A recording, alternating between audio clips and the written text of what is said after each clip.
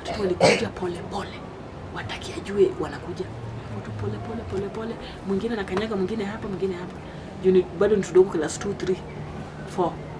Wanachungulia hizo nyumba za ushaguzi, unajua ziko na space. Wanachungulia na hapo. Wakiangalia ndani hivi, wanaambia wenzao. Wakiangalia ndani hivi, wakapata nyanyao uchi. Wakapima tu vizuri na mama alikuwa hapo katikati ya nyumba. Akapiga huku nyuma na kuuchi. Akapanda kitanda yake akalala flat. Na kaeka miguu apart. Akagonga huku katikati. Na naongea peke yake. Tena akapiga magoti, akagonga huko nyuma akiwa katikati ya kitanda yako. Akaweka dawa kwa pilo, akafunua kitanda akaweka dawa chini. Akanyunyiza. Unajua wanaona tu film na wamenyamaza. Ananyunyiza zingine chini ya kitanda. Akaweka dawa mara 3 kwa nyungu yako ya mama. Na yeye ndiye alinikaza niweke hiyo nyungu.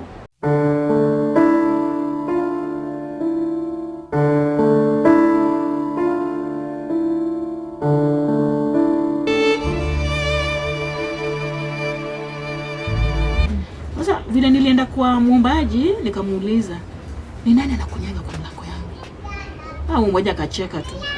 Akasema si umeishi kwa nyumba wenyewe. Hiyo nyumba iko na mwenyewe. Na huyo mwenyewe ndiye anatenda hizo maneno zote. Na huyo mwenyewe ndio bwana yako. Na uko na mabwana wengi. Na ni ukweli nilikuwa naambiwa kila mahali. Wewe uko na mabwana wengi juu. Ni hiyo jitu plus hizo zingine kama 7. Bado ziko kwako. Na always ukiziona hata kwa dream ziko naked. Alafu ziko dark lakini zinakureka. Hizo 7 zote plus ile jitu. Hiyo ndio ilikuwa maisha yangu. Sasa nilioza. Nilioza sasa. Lakini nafanya tu kazi yake. Juu hiyo kitu iliniweka mzee wangu ni kama miiba kwangu. Lakini ile kitu kifanya act na wewe ndio climax, lakini after unapiga nduru. Juu ile muwasho, uchungu, kila kitu. Na ulikuwa unaniangalia vizuri ni kama nilikuwa na gonorrhea na syphilis permanent.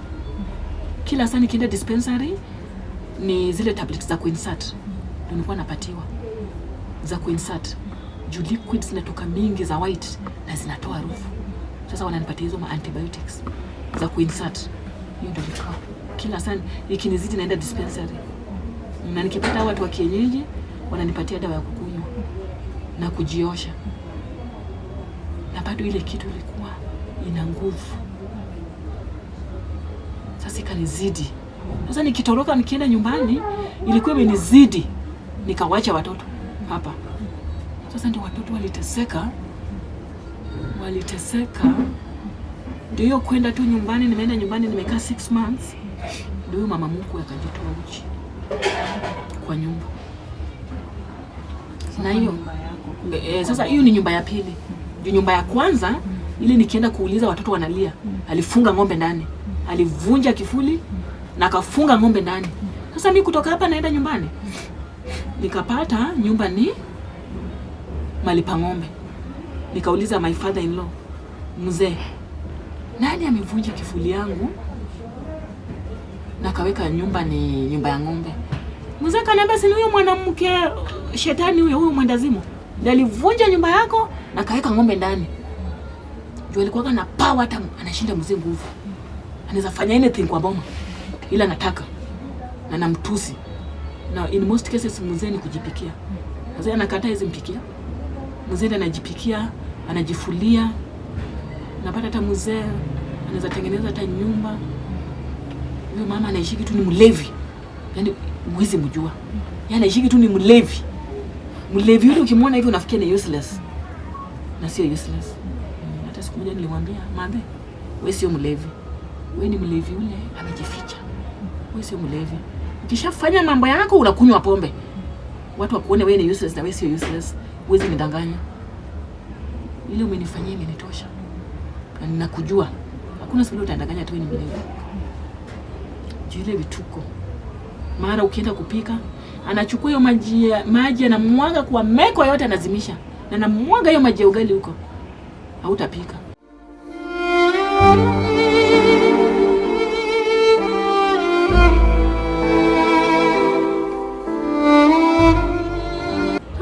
naambiaga tu wanajumia, ni kwanga St. Anne. Hii Jericho Catholic Church. Sasa si nilikuwa naambia watu wajumia vile niko na shida. Niko na shida sana kuanzia nyumbani. Mzee wangu bila ananisumbua, sio ulevi ya kawaida, mniombe. Hivyo ndio nilikuwa nasemaga kwa jumia. Naambia wanajumia mniombe, niko na shida. Niko na maneno zingine nikisema hapa mtashanga. Lakini sasa hii mambo ya jini ilikuwa ni shida saa zingine kuambia congregation. Nilikuwa napenda kushiana kwa mama wenzangu. Juu saa zingine tunaenda huko Kariobangi kutafuta uombaji. Tunaenda sijui wapi kutafuta mganga mgani Kibira. Kwa tunatembeaga na wamama wengine pia kuna mashida za kwao. Mimi pia niko na yangu. Tunaenda tuchekiwe nini mbaya. Sasa mimi nikienda huko nasema niko na hali inanisumbua. Mzee wangu ni mlevi yako hivi, na pia mimi mzee wangu sasa hawezi function kwangu mpaka miaka 3 ipite. Na hiyo mara moja tu nikipata maono ndio mzee wangu anakuaga mtu kwangu. Kitu ya maajabu ilikuwa nikienda kwa kila muombaji, hata nikienda na mama mwingine au ataombewa hiyo siku, mimi nitaambiwa wewe mambo yako ni ngumu, juu kitu ile inalala na wewe ni kitu ya nguvu. Ni mbaya sana. Hata sisi tunatuona muombaji tunataka kukuombea, inaweza katuua. Sio kitu ya kuchezea. Hiyo jini ni jini hatari. Imeua watu wengi. Sio kitu ya kuchezea. Sasa wewe rudi kesho. Ubebe nguo. Na ile vitu zote zenye utakuja nazo umevaa kwa mwili, utaziwacha hapa ama tutachoma ukiona, ama tutupe kwa mto ukiona. Sasa zilikuwa zinachomwa na vaa, lakini nikitibiwa niko naked. Ndio nivae zile nguo zenye nimekuja na. Hivyo ndio vile nilitembea na manguo zangu mpaka manguo zikaisha. Panti zikaisha. Na ujue sasa hizo nimefilisika, sina pesa. Kwa akaunti yangu, kama akaunti yangu ya BD ilikuwa na karibu 90,000. Hizo zilisha kwa waganga. Na withdraw 610 what? Naambiwa hapa ndio naweza. Hapa ndio naweza. Mpaka nilienda BD au watu wanijui. Wananiuliza kwa nini ile happen? Nakaa kama shetani. Nawaambia ni dunia. Juu ile sura nilikuwa nayo niko smart. Nikaenda withdraw pesa, sio mimi. Wakiangalia hivi kadi yangu na mimi ni tofauti. Ulikuwa unaangalia kadi yangu hivi na uniangalia unaona ni uongo, sio huyu.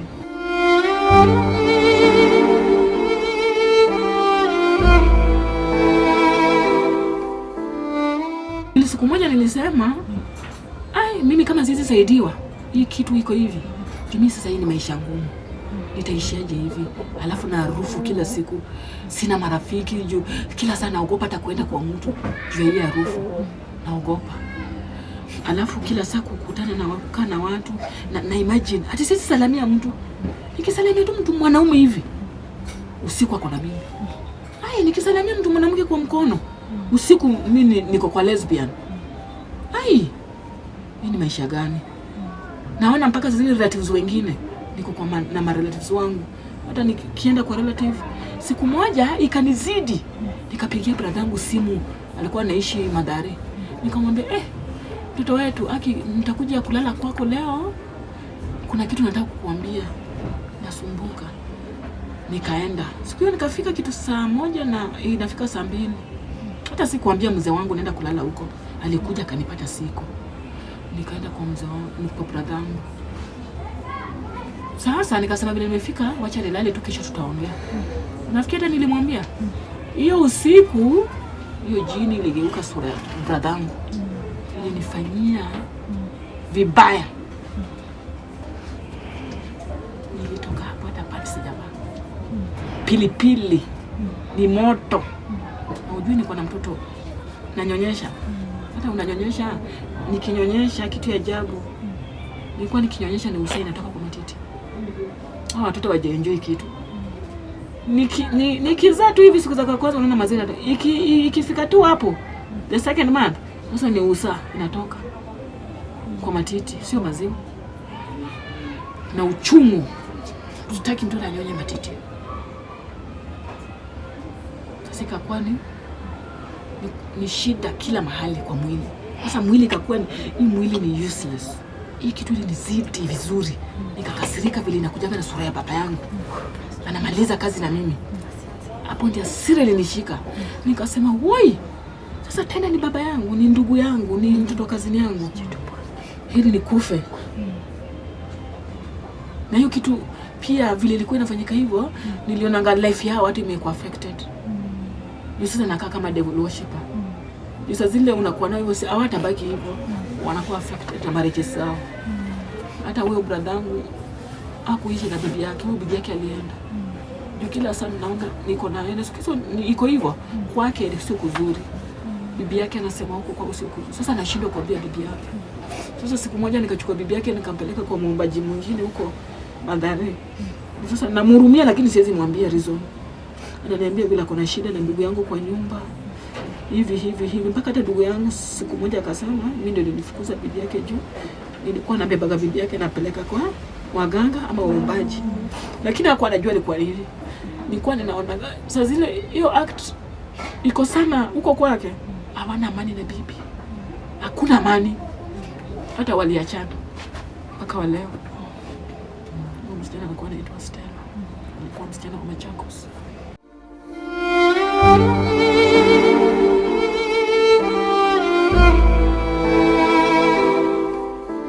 Kuna siku nilisema ati ninunue dawa nijiue. Hiyo sasa imenizidi.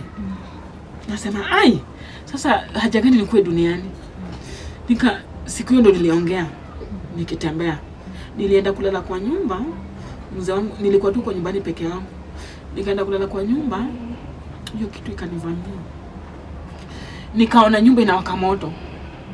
Nyumba kidogo hivi, nikaona ndani ya nyumba siafu zile kubwa za black zimepanga line like ziko in line hivi, lakini zimekuja mingi. Nasikia nikiwa hapo kwa kitanda vitu zina ease kama nyuki. Nikashindwa ni nini, kuangalia chini hivi nikaona zinakuja mingi laini kidogo hivi na nyumba inawaka moto. Nikatoroka. Hiyo ilikuwa siku ya Christmas 25th December. Kulikuwa na disco kwa hiyo area manini. Nikasema mimi Mungu, mimi ndo natesekaga hivi, leo sidali kwa hii nyumba. Nataka kwenda kutembea nikipitia hizo madisco huko, nikienda hizo mabani nikipita nikienda. Na hivyo ndio vile nilifanya. Nikatembea nikaenda paka huko center yetu inaitwa Nyadorera hiyo usiku. Nikakaa hapo nje ya bar. Nimekaa tu nafikiria. Nikamwambia Mungu, mimi nitajiua. Kama ni hivi. Siku hiyo nilisema nataka kutembea, lakini hiyo kesho yake hiyo nitajiua. Nione tu watu nikitembea nikienda. Vile tu nilitembea hivyo nikafika mahali ilikuwa disco nyingine. Nikapata hapo wana wengine walevi. Nikaanza kusonga tu hapo. Sasa nikakaa hapo na mwanaume mwingine. Hata simjui taswira ama nini. Nasema Mungu, mimi jini hizi na mimi hivi kila siku. Alafu mimi mzee wangu hatupatani, maisha imebadilika. Leo Mungu, nitatafuta mwanaume yote. Nitapita na hao wanaume yeyote ile nitapata, sitaki kujua sasa. Si kesho nitakufa. Na nitaua watoto wote hao. Nikamwambia Mungu, kama wewe ndio ulinena hii marriage na umekataa kuja kunisaidia, kesho nakufa. Hiyo tu usiku nikienda kulala. Vile nilirudi kwa boma hivi. Hiyo usiku vile tu nenda kulala hivyo. Ndio kule nilipata maono. Sauti ikaniita mara 3. Elizabeth, my daughter. Don't do what you have planned. I'm God, the Father, your creator. And I will save you. Don't do what you have planned. I'm the one, I will save you. The home that you are married is total darkness. And they will not kill you. I'm the one to save you. But you will suffer. You will suffer my daughter. You will suffer. Alisema mara 3. Akaniambia, my daughter Elizabeth, I will come for you. I'm the one who will save you.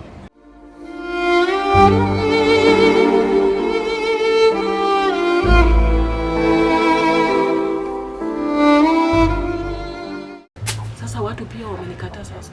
Relatives. Watu wakutaki. Ukijaribu tuambie mtu nikuje nilale kwako. Kulikuwa na kazini yangu alikuwa anaitwa Rose. I wish she was alive. Alikufa.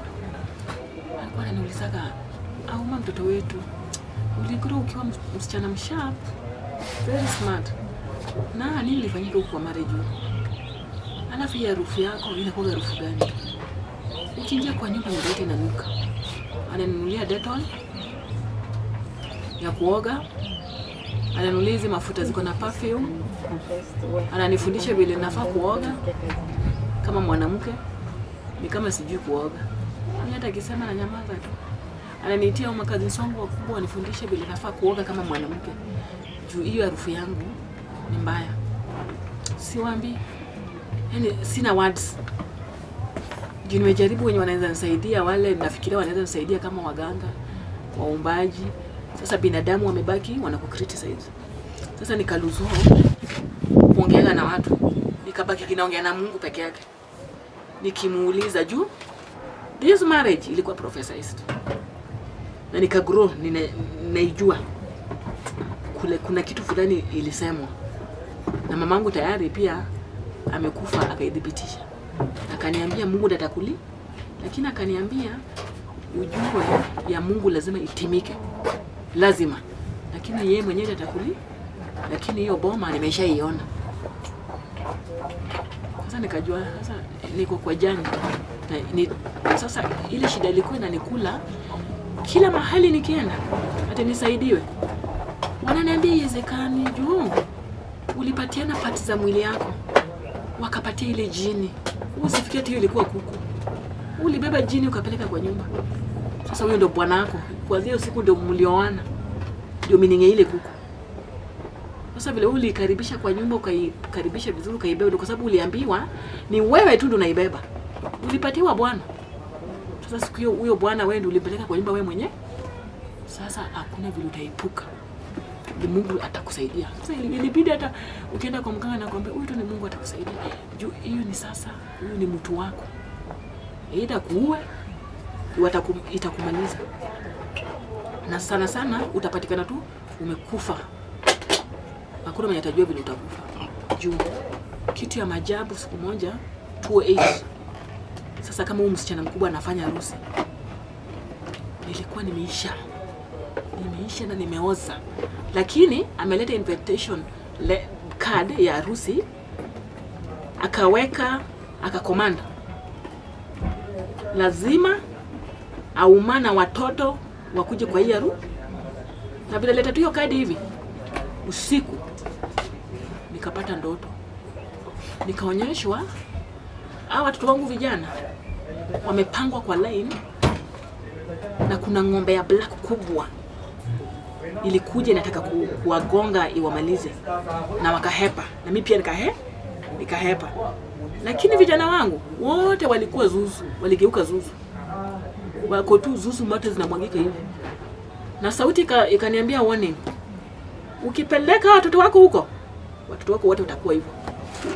Sasa hii harusi vile ilisemekana lazima niende. Mimi naye vile mzee wangu alikuwa anapenda kuonja akaenda kuonja kwanza akaniambia nipigie suti yangu pa. Mimi vile nilipiga hiyo nguo pasi na nikapanga watoto wangu nikahepa nikaenda kulala kwa ndugu yangu. Na watoto juu ile nilikuwa naamini kwa ndoto. Nilikuwa najua these dreams they are true. Kama dream yangu ilisema marriage na imetimika ndio inaipitia. Dreams zangu nilikuwa nazirespect. Nikasema vile Mungu amenipatia hiyo picha. Watoto wangu hizi kanyaga ya harusi. Hivyo ndio vile nilihepa na watoto wangu. Tukalala nje siku 2, siku ya 5 tulirudi. Mzee wangu alirudi hakupata watu. Sasa ndugu yangu akaniuliza mbona ulihepa? Siwezi mwambia. Vitu zingine nilikuwa na siri mimi mwenyewe. Siwezi share na mtu. Juu kama Mungu alikuwa ananipatia guideline. Anaona tu pale ni danger anaenda kuanguka kwa shimo. Nikileta watu maono hivyo ndio vile nitafanya. Sasa hiyo ndio maisha nilikuwa naishi.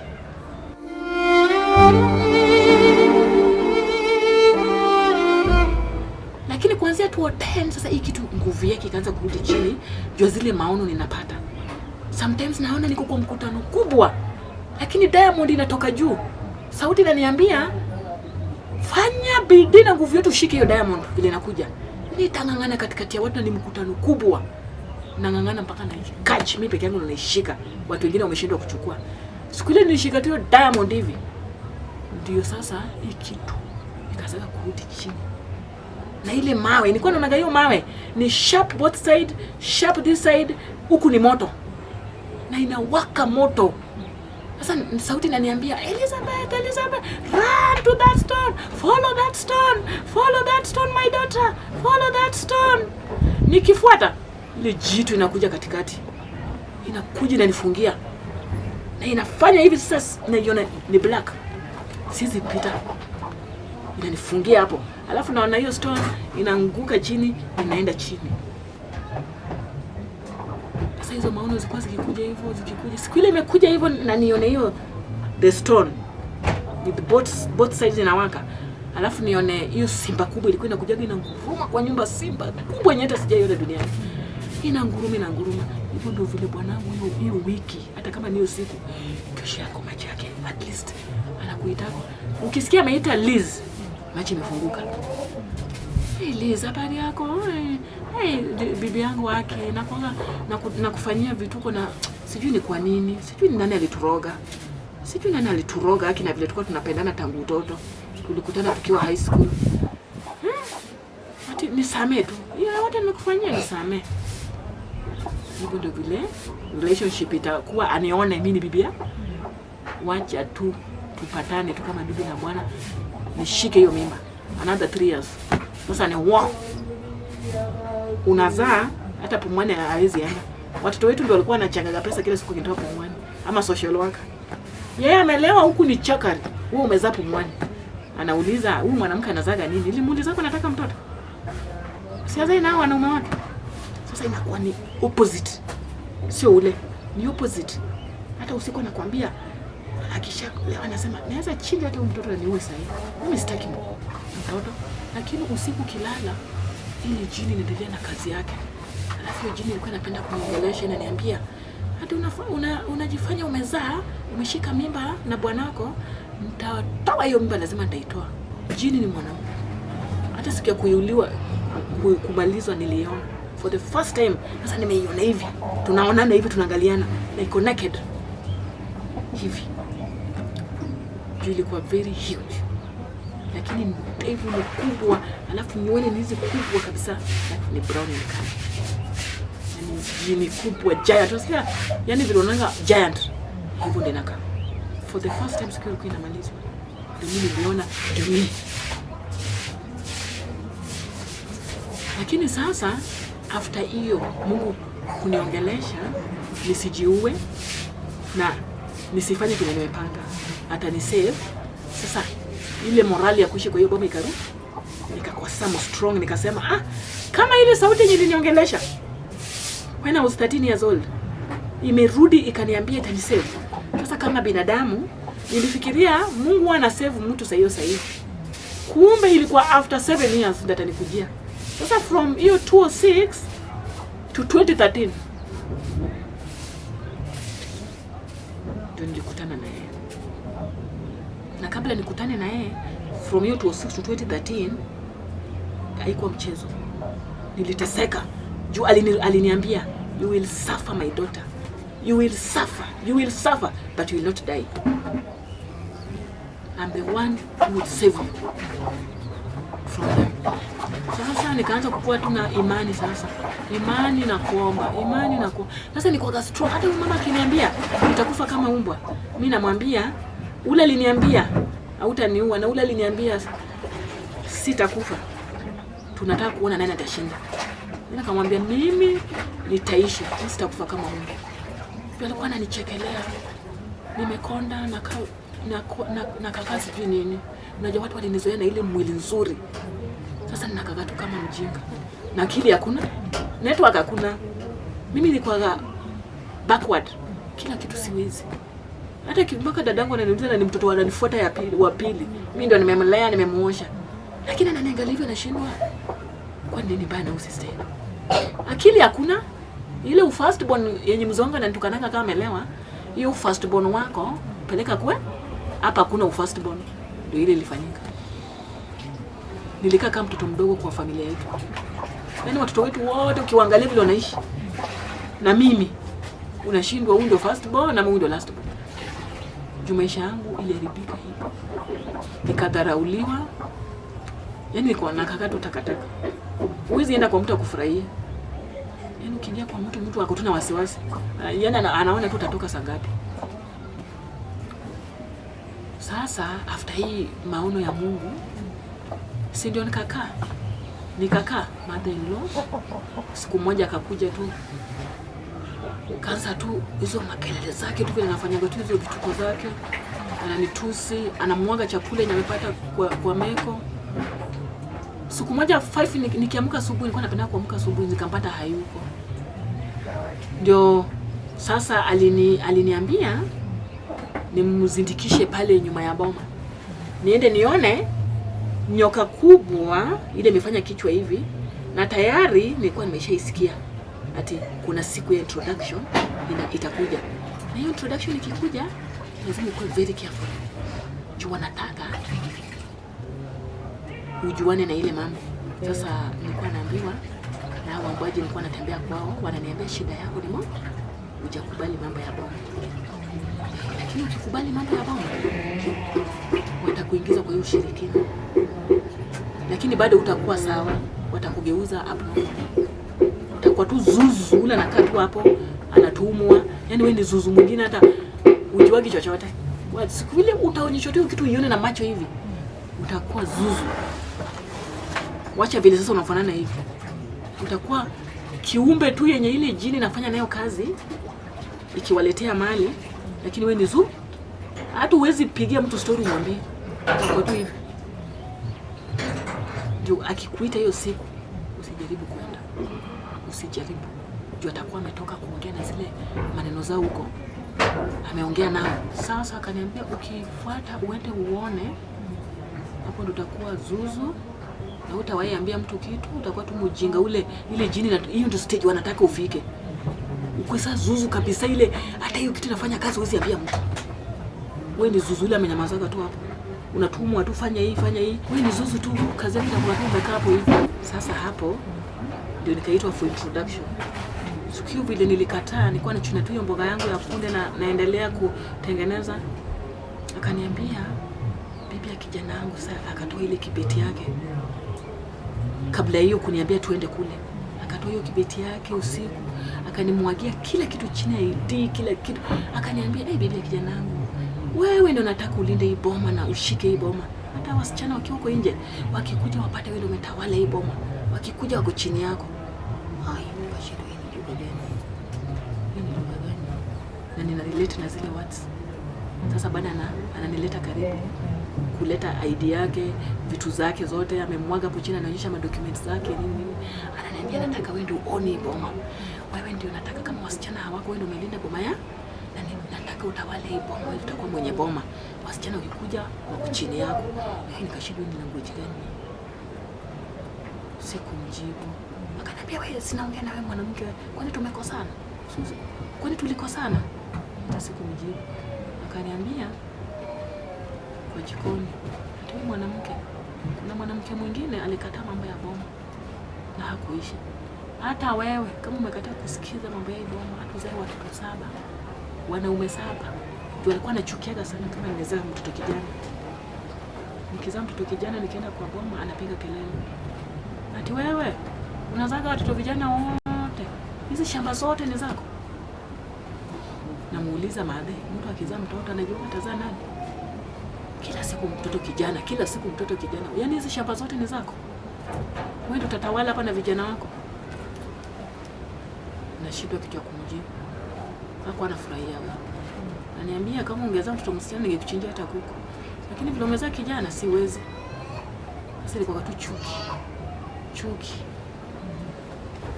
tu. Nikizaa tu mtoto wasikie ni kijana ni chuki. Ndio nilianza kuzaa vijana. Walifuatana hivyo. vijana, wasichana ndio wadogo. From first born mpaka fourth ni vijana. Sasa wasichana wadogo ndio another sex. Sika kwa tu hivyo. Sasa ndio mama vile nilisha hivyo nikakata kusikia maneno yake. Niliamka asubuhi sikumpata.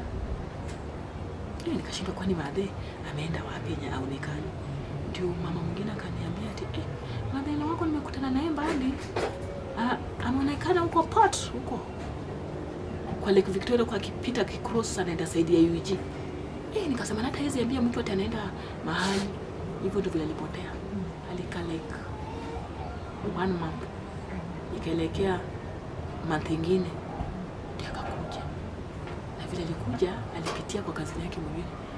Sasa kuna mama anasema alikuwa anasema huyo leo alali kwa hiyo boma, analala kwa hiyo boma akiwa miti. Huyo leo namaliza. Sasa ndio vile alikuja, mimi akakuja akapata nimeenda kwa mtu. Father in law alikuwa ameenda safari nyingine na mzee mwenzake. Sasa akapata watoto, akaanza kufukuza watoto, akapata chakula, akamwaga hiyo mchele na maragwe na mchele yote huko. Akasema hakuna kukula kwa hii boma leo. Akafukuza watoto wakaenda kwa shemeji yangu mkubwa. Sasa watoto wakaenda huko na nashindwa, mbona nyanya amekuja na tufukuza hivi. Sasa kulikuwa na huyu mtoto wangu second born na huyu wa form 2 na wa shemeji yangu wengine. Sasa vile alipofukuza na watoto wadogo wako sensitive, wakashindwa mbona nyanya anatufukuza hivi. Ndio sasa huyu mama vile aliona siko, alishafukuza watoto, akafungua tu nyumba yao, akaingia ndani. Sasa hii ni nyumba ya pili. Ya kwanza ile alifunga ng'ombe, ikabomolewa tukachana nayo. Sasa hii nyumba ya pili. Sasa akaingia ndani, akajifungia. Sasa watoto vile ni sharp, wanataka kujua nini. Watoto walikuja pole pole. Wataki ajue wanakuja. Watu pole pole. Mwingine anakanyaga, mwingine hapa, mwingine hapa. Juni bado ni tudogo class 2, 3, 4. Wanachungulia hizo nyumba za ushaguzi, unajua ziko na space. Wanachungulia na hapo. Wakiangalia ndani hivi, wanapima wenzao. Wakiangalia ndani hivi, wakapata nyanya uchi. Wakapima tu vizuri na mama alikuwa hapo katikati ya nyumba. Akapiga huku nyuma na kuuchi. Akapanda kitanda yake akalala flat. Na kaeka miguu apart. Akagonga huko katikati. Na naongea peke yake. Tena akapiga magoti, akagonga huko nyuma akiwa katikati ya kitanda yako. Akaweka dawa kwa pilo, akafunua kitanda akaweka dawa chini. Akanyunyiza. Unajua wanaona tu film na wanapenya. Wamenyamaza. Ananyunyiza zingine chini ya kitanda. Akaweka dawa mara 3 kwa nyungu yako ya mama. Na yeye ndiye alinikaza niweke hiyo nyungu. Bibi ya kijana, weka nyungu ya maji kwa nyumba. Mimi nikaza kila siku. Akanipatia hiyo nyungu. Nikaweka maji. Kumbe alikuwa anajua mahali pa kunipata. Sasa hiyo poison ninyaleka kwa maji, ndio mimi sikujua ni nani. Ndio watoto waliona nileka mara 3 na kafunika vizuri. Sasa mimi nikitoka huko kwa mtu nilikuwa naenda tu kuleta maji ya kukunywa niongezee kwa hiyo nyungu. Ndio alikuwa amekuwa na attendance nyingine ya kila saa nataka kunywa nyumba ya maji ya huku kwangu. Ananiambia nichote kwa njagi nilete bibi ya kijana wangu. Hivyo. Sasa vile watoto waliona na mimi natoka huko na maji, watoto wakaanza nduru. Mami, kina Jeff alikuwa class 4. Mami usiingie kwa hiyo nyumba. Tumeona nyanya uchi. Amekuwa uchi. Amelala kwa kitanda yako. Alikuwa anafanya hivi. Ameweka dawa mara 3 kwa nyungu. Watoto wanaimba kama nyimbo. Kumbe vile alimaliza kazi, watoto wamenyamaza tu.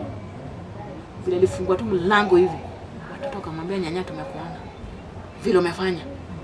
Nyanya tumekuona. Vile umefanya. Umelitoa nguo uchi, ukaweka dawa kwa nyungu, ukafanya hivi. Watoto nikaa tu nyimbo sasa. Wanaimba wanaambia babu yao, wanaambia watu hivyo, wakaenda kachuna viboko. Nilikuja watoto wadogo wametandika nyanyao, amefura kila mahali. Class 4, 3 hawa nini? Wamemtandika na viboko.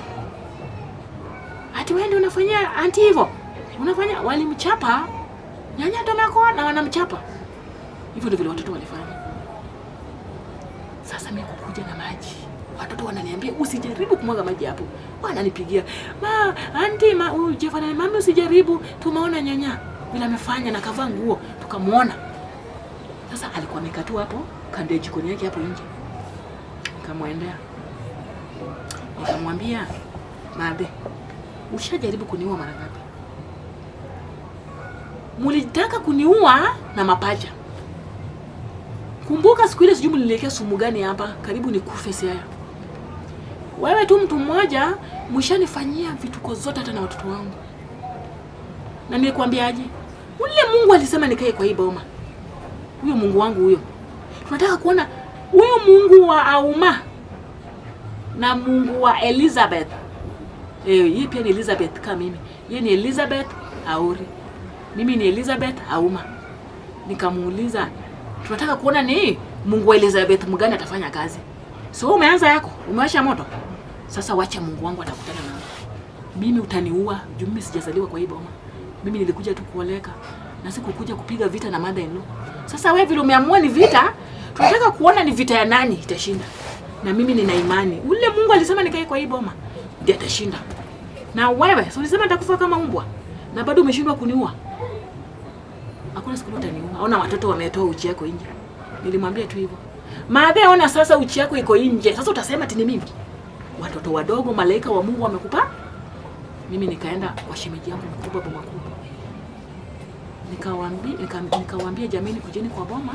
Maadhe amefanya maajabu leo. Wacheni kusema ile ulevi ati wanasema ati analewa. Nawaambia huyu mama sio mlevi. Sasa leo video watoto wamepata. Video ya forever. Ati amefanya nini? Kujeni msikie vile watoto wanasema. Hivyo tu niliwaambia. Mashemeji zangu wa boma kubwa kwa kuja. Nikamwambia ulizeni watoto kenye wanaona. Ni video ya ajabu amenifanyia mimi. Na hata ni mimi sikukuja kuuliwa hapa. Mimi nilikuja kuoleka. Na kama ni kuuliwa, mimi najua hata niua, ataua tu kijana wake. Wakaongea na yeye wakamuuliza, ameshindwa kuongea. Juu nimemwambia, "Si umewasha moto? This time umeiwasha wazi na Mungu amekutoa nje. Na ni malaika wa Mungu amekuwa. Tunataka kuona ni Mungu mgani sasa atafanya kazi. Ni Mungu wa Elizabeth Auma ama ni Mungu wa Elizabeth Auri? Tunataka kuona ni Mungu mgani sasa." Hivyo ndio nilimwacha. Akasema hapana, watoto wanaendanga. Na wewe mbona umekutandika hivyo? Watoto wadogo. Ndio huyo clansman akakuja, huyo mkuru subchief akakuja, wakahoji watoto wakasema exactly. Huyu shemeji yangu akanibeba akanipeleka kwa mganga mwingine huko mahali panaitwa Namalo. Alinibeba tu na baisikeli. Alikufa last year bado. Akaniambia alikuwa anaitwa Adaro. Akaniambia shemeji yangu acha nikupeleke. Huyu mama vile amekufanyia hivyo, sio vizuri rudi kulala kwa hiyo nyumba. Twende tutafute dawa yote ya kuoga ama ya kunyiza juu kuna watoto. Uwezi jua nitafanyikia watoto usiku. Vile ameshaweka hizo madawa kwa nyumba. Nikapatiwa dawa ya kuoga na kunyunyiza kwa nyumba na nikalala. Unafikia nililala? Usiku ile baridi ilinichapaga watoto wakikufa. Na tetemeka kama mtu akifafa hivyo usiku yote. Nikaambiwa hiyo nyumba uwezi lala. Hiyo nyumba alishaiharibu hivyo na sahau na hiyo nyumba. Sahau hiyo mattress, sahau hiyo kitanda, sahau kila kitu niko kwa hiyo nyumba. Ndio sasa nikaenda nikahama kwa boma, nikaenda kuishi kwa ile bar ya Greenland. Sasa hapo kwa bar ule msichana nilisema Yanga ni kama kazini yangu huko Ushago, lakini mamake ni mganga, lakini uko yetu ni lakini sikuwa iendaga huko. Lakini siku vile nenda hapo kwa bar kule anafanya juu alikuwa barmaid. Sasa vile nienda hapo na yeye ndio anamjua. Nikamwambia Yanga kumeharibika. Mwana huku kwangu mada ile imepatikana kwa nyumba uchi. Lakini jana nilijaribu kulala huko after kuambiwa nichukue dawa ninyunyize kwa hiyo nyumba. Sikulala. Nilitetemeka karibu nikufe usiku. Akaniambia, "Ai mtoto wetu. Ulioleka kuleka gani? Heri hata mimi vile mimi ni barmaid. Hapo ni kule siwezi ishi juu kama ni mimi ningeua huyo mama. Mimi ningemrarua kijana yake angempata kani nimemaliza. Lakini wewe vile wewe una roho safi, wewe umemwachia tu. Mimi ningemnyorosha kweli kweli." Akaniambia, "Kitu nifanyie." Naenda kuambia Madek, kitu imetendeka. Mamangu ako na hiyo dawa ya mtu akitoa uchi hivyo unaoshwa nayo. Juu kuna watoto wataumia. Huyo mama amefanya kitu mbaya kwa hiyo. Sasa hiyo nyumba wewe kila kitu ya hiyo nyumba chukua tu nguo zako peke yake. From kitanda everything wachana nayo. Funga tu hiyo nyumba kifuli na wachana nayo. Mpaka niite mahali. Sasa huyu msichana kaenda kaambia mamake kimetendeka. Mamake huwa ananisikia tu aliniona kitambo. Akaniambia, msichana wangu Auma kumbe yuko na anateseka hivyo na haizi niona, na mimi ndio niko na dawa na madawa. Huyo mama simcheze. Karibu. Karibu. Karibu.